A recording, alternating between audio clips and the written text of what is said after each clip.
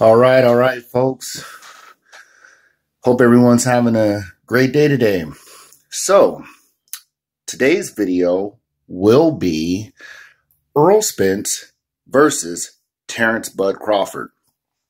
This is a prediction video.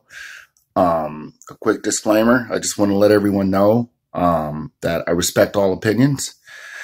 If you are in disagreement or agreement, feel free to comment below. I respect everyone's opinions and value them, and it creates good dialogue. So let's get right into the video. The first thing I want to do is touch on what both guys do well, what they don't do well, and how I think they'll fare up against each other. Okay, so let's start off with Errol Spence Jr. Errol Spence, as you guys know, just recently had his fight with Mikey Garcia. Fantastic fight. Mikey, I got to take my hat off to him. He was able to endure a lot of punishment in that fight. And I tell you, there are natural welterweights who have crumbled under the pressure of Errol Spence Jr. So my hat's off to him on that performance. And I'm actually going to elaborate on a few things that I noticed in the performance that were flaws. But I also want to say that it was a masterclass that Spence put on. He showed that he has cognizant defensive ability and awareness, and he showed a few other things that I like. So let's get into what Spence does well. Spence has a very good understanding of distance and range control, meaning that if Spence doesn't want you to get on the inside, he's pretty good at controlling it if you don't have the physical gifts or attributes to be able to move past his jab.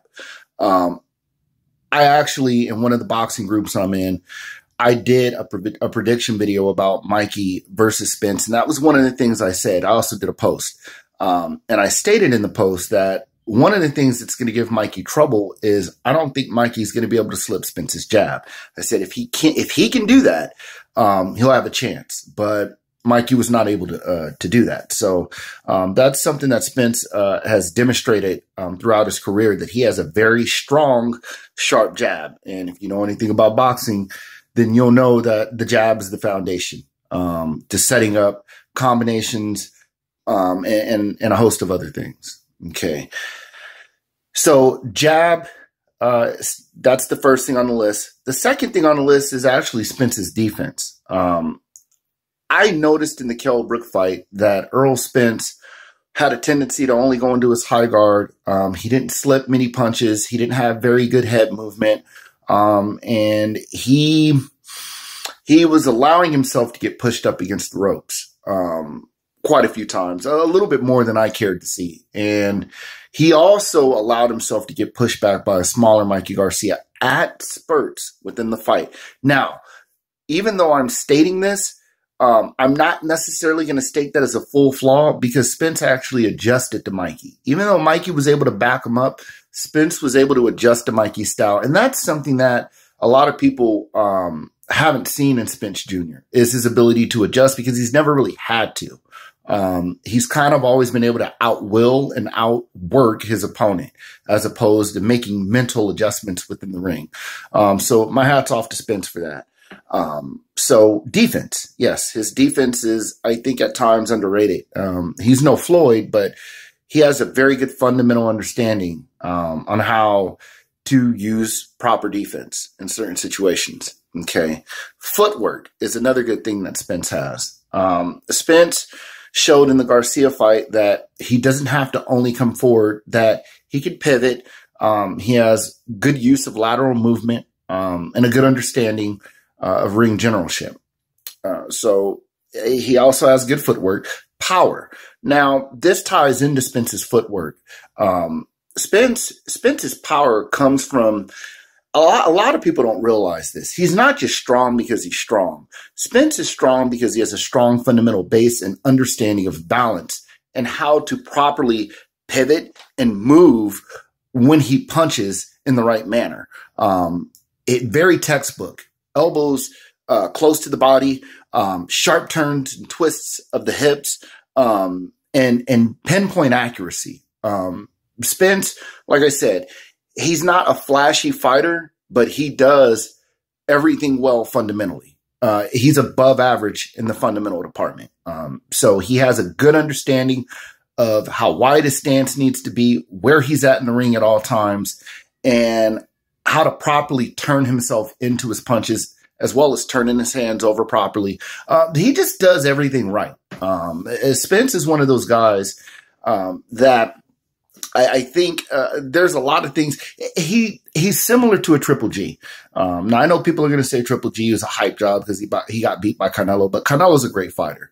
Regardless of what you think about him, Canelo is the truth. And I'm not even going to bring up the drug issues that Canelo has had in his past. But he definitely is the real deal. Spence, he reminds me, honestly, he kind of reminds me of a mix between the two. Triple G, is very good behind his jab. He has a devastating body attack. He catches punches on his gloves. He's able to slip well. And he has very respectable power. But Canelo also has the ability, to slip punches. He's very slick. He's very accurate, and he does things that his opponent doesn't always see coming. I think Spence possesses a lot of those elements. And like I said, a lot of things that Spence does, go overlooked. But he's very talented, and at some day he will be able to compete at the higher weight classes.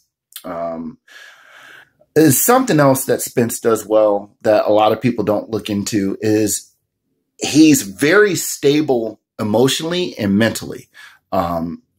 When you notice when he gets in the ring, Spence is very cool. He's very calm. He's very collective. And he knows what he's coming to do. Spence has a mission, and he's going to set out to execute that mission. Spence is very good at sticking with the game plan. Okay. Now, what does Spence do wrong?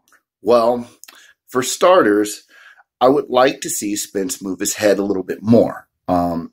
He displayed good pivoting, some parrying, and decent head movement in the Garcia fight, but some of that was due to the fact that Spence had a pretty good size advantage against Mikey. So it was going to be hard for Mikey to touch him anyways due to how Mikey fights stylistically.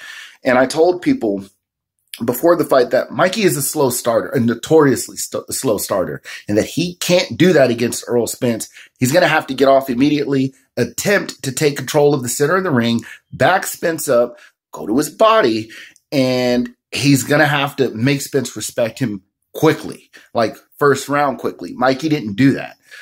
He thought he was going to be able to outbox someone who has a higher boxing IQ than him. Mikey is good at lower weight classes because Mikey is big for the lower weight classes, but Mikey will not survive against anyone at 147. And I don't even know if Mikey could beat Adrian Granados. And that's just the truth. Granados' work rate is very high. And Granados is a true 147-pound fighter. So with that being said, I think Mikey needs to move down, but Spence, I wanted to see him move his head more. I think the right opponent will still be able to back Spence up into a corner. So that's something that I think Spence, and the reason why this happens with Spence will lead me into my next flaw of Spence, is that I notice Spence doesn't, either he can't or he doesn't like to fight going backwards, or what we call on the back foot. Doesn't mean he can't do it. And like I said, these flaws are all subjective. If you disagree with me, that's okay. I'm not, I am a fighter, but I'm not out here putting food on the table for a living doing it. So it's just something that I've always had a passion for and I've done since I was a child. So I could be wrong. Maybe these are things that I'm not properly analyzing, but if that's the case, feel free to let me know. Like I said, I'm open to constructive criticism. But Spence does have a tendency to get pushed back, and he does not fight on the back foot. I don't think I've ever seen him throw a punch going backwards or pivoting to the side. Now, what Spence does do well is he has a lot of fighters don't understand what's going on in front of him. He's very aware. So Spence is very focused in the ring, and that works in his favor. So even though he doesn't fight going backwards, he's able to pivot and move laterally and get out of the way. But if you manage to push him back, he tends to shell up a little bit. And he's still, Spence is still gaining experience, even though he's a great talent. So maybe that's something that will come in time. Another thing that I noticed about Spence that he has a tendency to do is, while it works on fighters who are a bit smaller, who don't have comparable physical attributes to him, it's not going to work on someone who is of the same physicality as Spence, same or similar work rate, and similar size. And this is his combination punching. Okay, Spence is very well placed and accurate with his blows, but sometimes he throws a little bit too much. Like when he was punching on Mikey, and he's done this before, he puts punches together very well, but I noticed slight lapses in Spence's stamina.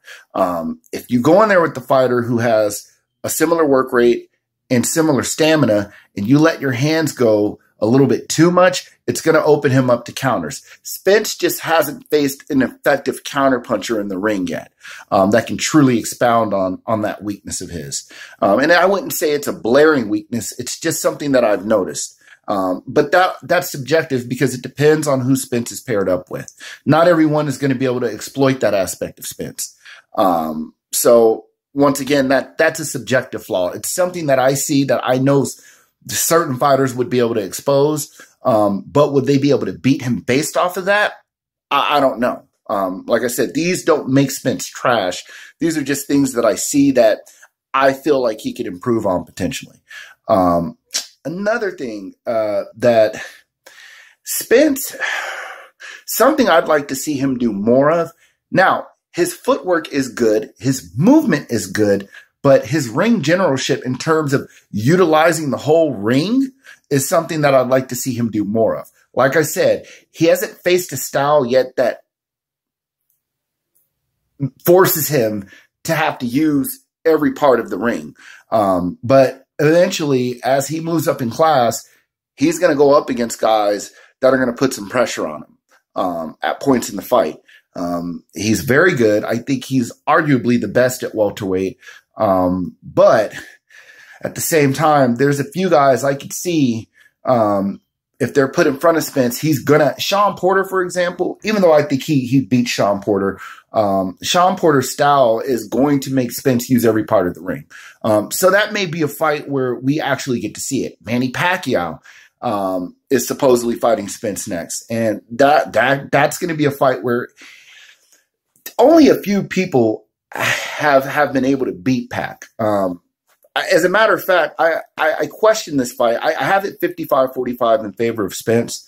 But don't be surprised if Pacquiao does fairly well in the fight. I don't think it's going to be a massacre, but I'll save that prediction for another video. We're talking about Bud Crawford and Spence. So, you know, all in all, on a scale of 1 to 10, I'd have to give Spence a solid 9. He's very close to perfection. Spence, like I said, has great fundamentals, no blaring weaknesses. And the weaknesses that he does have that I'm noticing are things that are going to take a true elite champion to bring out of him, or to expose within Spence and fully capitalize on. Keith Thurman ain't going to be able to do that. Sean Porter may be able to show hints and flashes of Spence's weaknesses, but he won't fully be able to exploit them. So now let's get to Bud Crawford. All right. So Terrence Bud Crawford, what does he do well? Terrence Bud Crawford, for one, has power in both hands, which ties into the next thing that he does well, which is switch hit. As we all know, Terrence Crawford is able to fight in orthodox or southpaw stance. And this works very well in his favor because he's strong in both hands, meaning if he switches to southpaw, his left hand is going to be just as strong as his right hand, even though he's a natural orthodox fighter. Crawford also has very good usage of ring generalship. But unlike Spence, Crawford,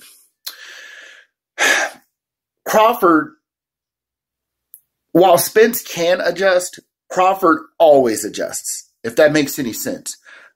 Terrence Crawford in every fight that I've ever seen him in, has always used every part of the ring. Or if he doesn't use every part of the ring, it's because he's adjusting to his guy's style and it requires him to stand in front of him and trade. And that's something that I've noticed about Crawford that I really like a lot, is his ability to adjust and adjust quickly.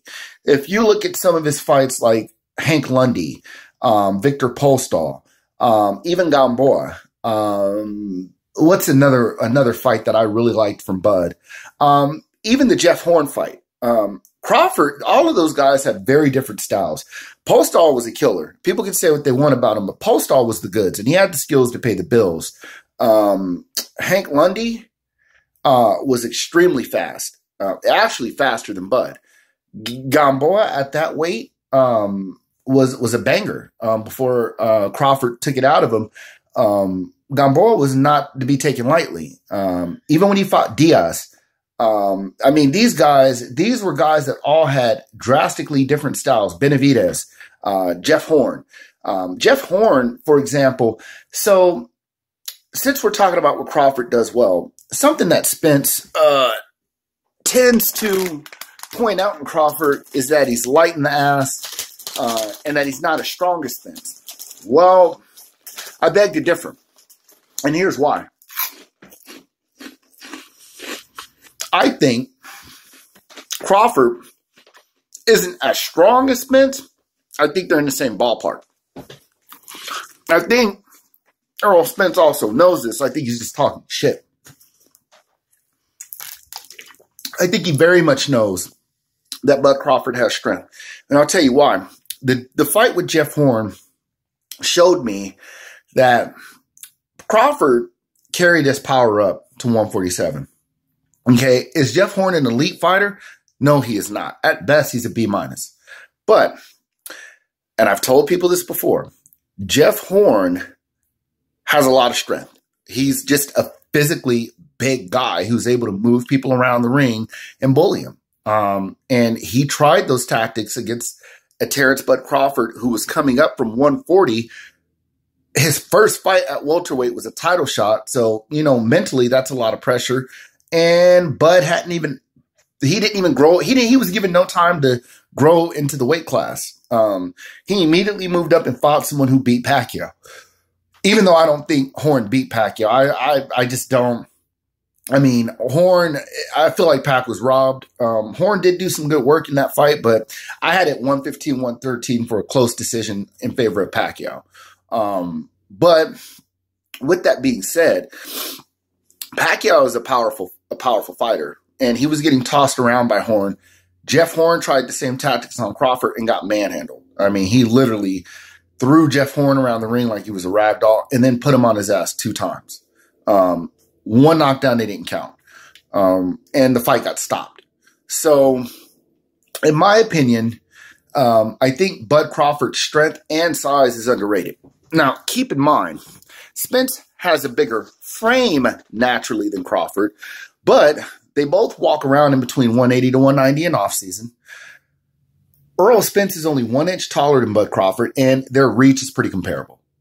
So Spence doesn't really have any blaring physical advantages over Crawford.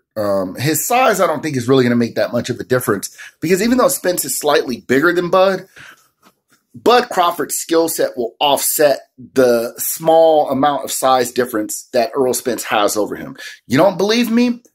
Go watch Triple G versus Canelo Part 2.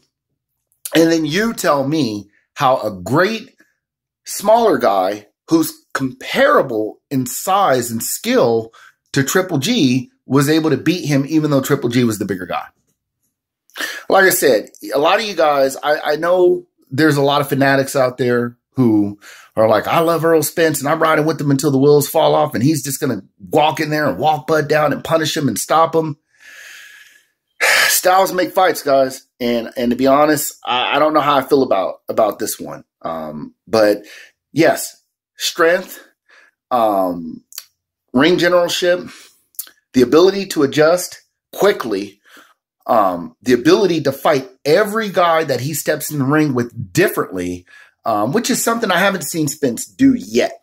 While he adjusted to Mikey beautifully, he fought Mikey in the same exact manner he fought Lamont Peterson in. He did the exact same thing. He started off with his jab, fired his jab out multiple times, used his straight left to the body, used his hooks, pushed his opponent back, let his opponent come to him, countered a few times, punished the body, and then went to the head and mixed up the head and body attack.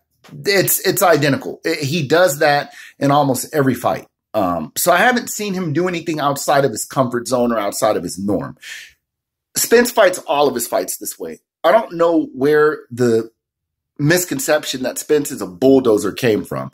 Yes, when he has you hurt, he will jump on you. But Spence has always been a boxer. Okay?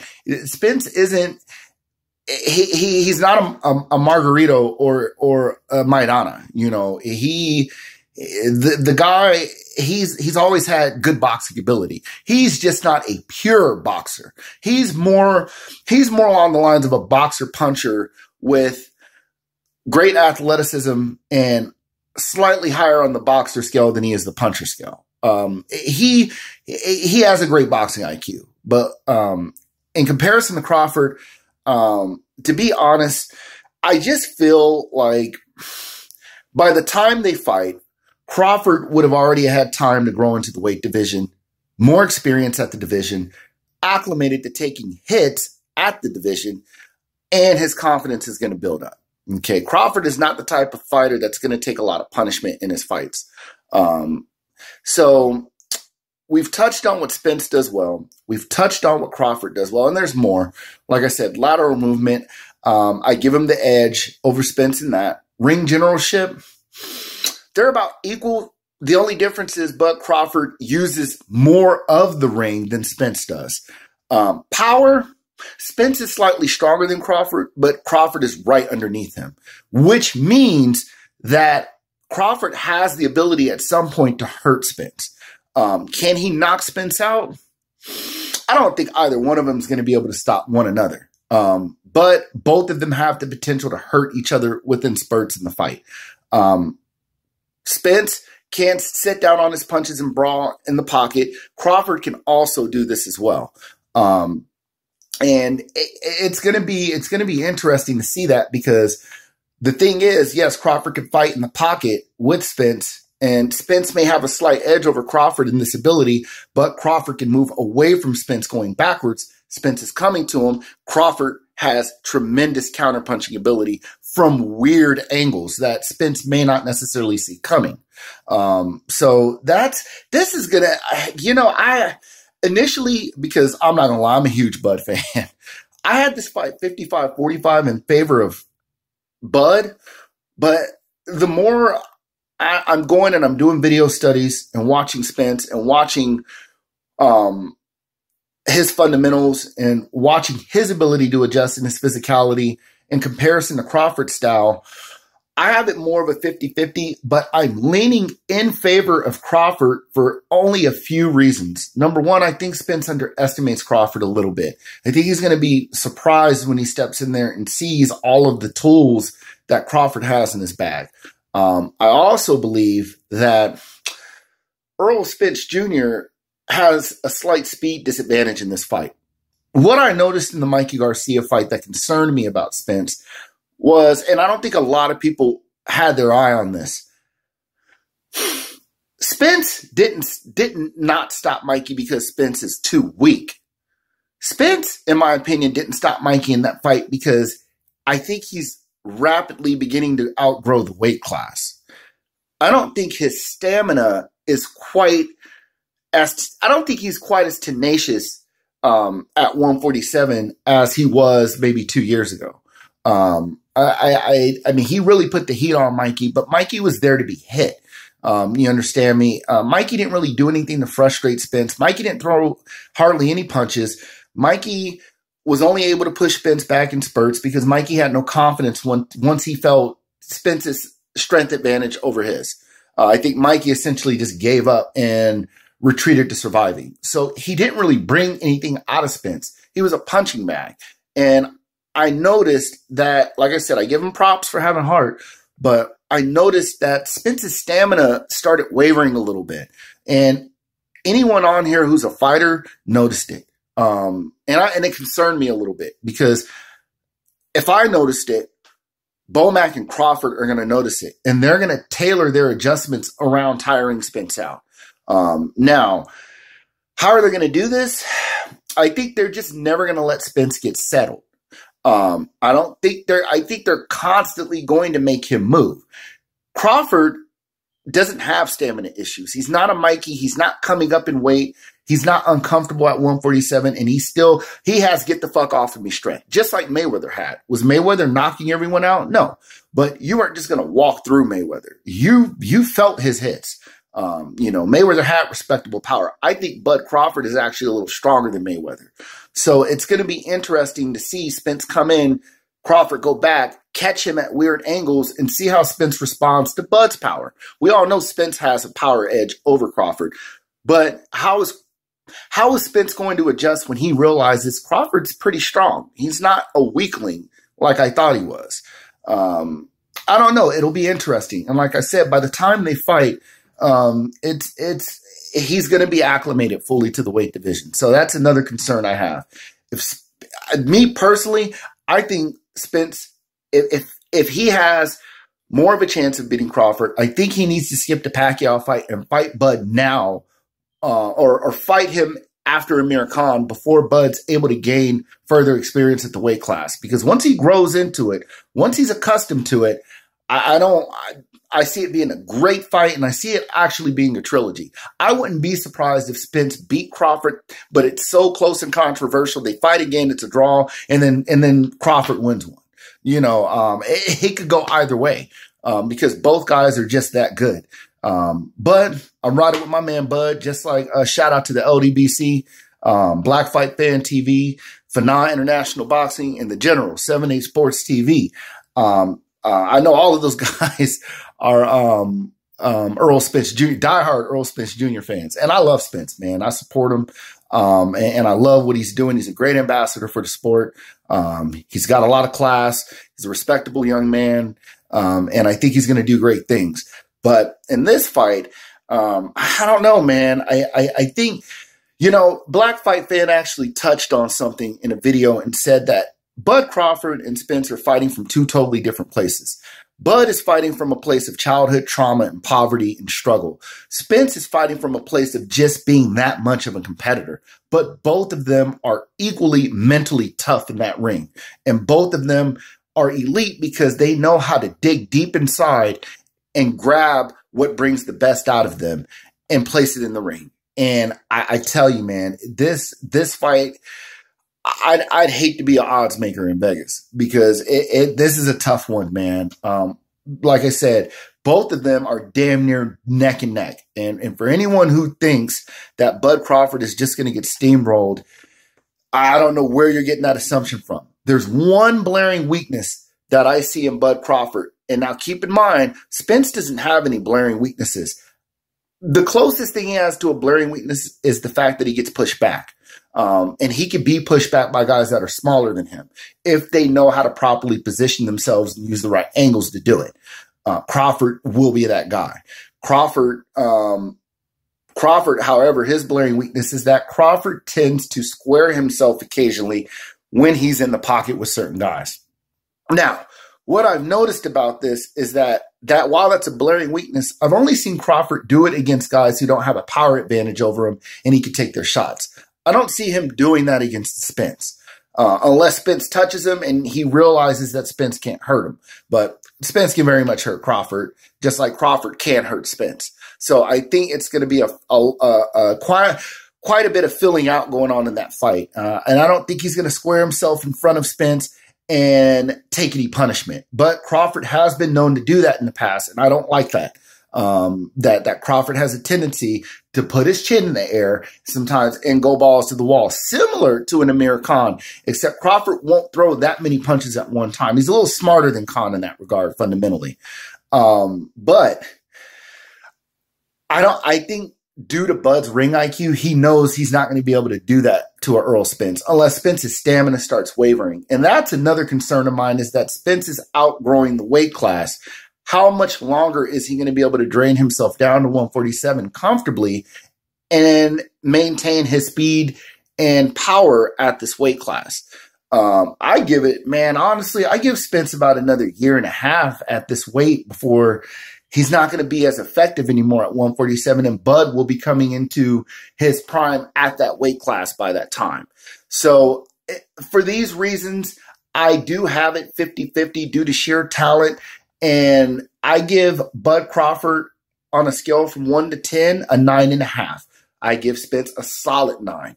But the only reason I'm favoring Bud Crawford is simply because from what I've seen currently, Bud Crawford has more tools in the toolbox that Spence either, listen to what I'm saying, either doesn't possess or hasn't had anyone to bring it out of him yet. I could be wrong in my prediction. Spence could go in there with Crawford and he could show us stuff that we've never, ever seen him do before. We could see Spence bounce on his feet and move and use the entire ring to draw Crawford into him and counter, and then go to his body, his head, push Crawford back up against the ropes, cut the ring off, and do it all. You know, we don't know yet because they haven't fought one another yet. I know I was upset when Spence made the comment about, why wouldn't I just fight Sean Porter, take the easier road and knock him out? He didn't say, why wouldn't I fight Sean Porter and take the easier road because we're under the same promotional company or under the same company in the PBC. He said it as in Crawford is, or as in Porter is easier competition. That bothered me.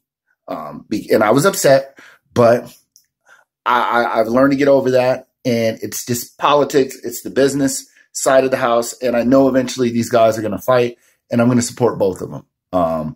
But on this fight, even though I have it 50-50, I tend to waver in between that and 55-45 in favor of Bud Crawford. Like I said, Bud is, I think Spence is elite and great. I think Bud is special and different. I don't think Spence brings anything to the table that Bud Crawford, while he's never fought anyone like Spence, I think he's fought and sparred enough people who have similar attributes to Spence. I don't think Spence brings anything new to the table for Bud. He's just incredibly athletically gifted. He has a slight size advantage. He has an extremely high work rate and very good power and great fundamentals. It's going to be tough for Crawford, but I think Crawford brings something new to the table to Spence. I don't think Spence has ever sparred, or the only person Spence has ever faced that's comparable to a Crawford is Mayweather. And they were sparring. And if you know anything about Mayweather's sparring sessions, Mayweather tends to not spar the same way that he fights. So you have to remember that. Floyd will go into the sparring session and abandon his defense and just go balls to the wall. If Floyd 5 years ago was to get in the ring, or let's say 3 years ago was to get in the ring with Spence and they were to fight, it would be a tough fight. I don't know who would necessarily win, but I'd have to favor inside of Mayweather because Mayweather would deploy all of his defensive tactics. And I haven't seen anyone yet crack that. And like I said, while he was able to do good in the sparring session against Floyd, what I heard from a source that was there, a reliable source, was that Spence did not beat Mayweather. Spence simply did better against Mayweather than anyone we've ever seen. And he did give him good work, but they were dead even, and he gave Floyd a slight advantage during the sparring session. So with that being said, that's my prediction. This is what I see in Spence and Crawford. I think it's going to be fireworks when the fight happens. I'm rooting for both guys. I don't think either one's going to be a loser, and I hope they make it a trilogy because these guys deserve to get paid. They deserve to be on the center stage, and as far as I'm concerned, no one else in the welterweight division can dethrone either guy. Manny Pacquiao, to be honest, I'd have to give it 40-60 in favor of Spence, but Pacquiao can give Errol Spence some very good work and great looks, and the southpaw advantage won't be there because they're both southpaws. So that's going to be a good fight. But I don't see anyone just coming in and dethroning either guy. I don't think Thurman, Porter, Garcia, Granados, Broner, Ugas, anyone I don't see any of them beating those two guys. Khan, none of them. But don't get it twisted. That's a tough fight for Crawford. But I'll touch on that in another prediction video. Thank you guys for tuning in. like, comment, and subscribe to the channel. I'd really appreciate the support. The next video I'll be doing is a prediction video on Crawford versus Khan. Following that will be a prediction video on Errol Spence Jr. versus Manny Pacquiao. And then I will also be doing a hypothetical prediction video for Keith Thurman versus Bud Crawford and Keith Thurman versus Errol Spence, and how I see those fights playing out as well. All right, guys, take care.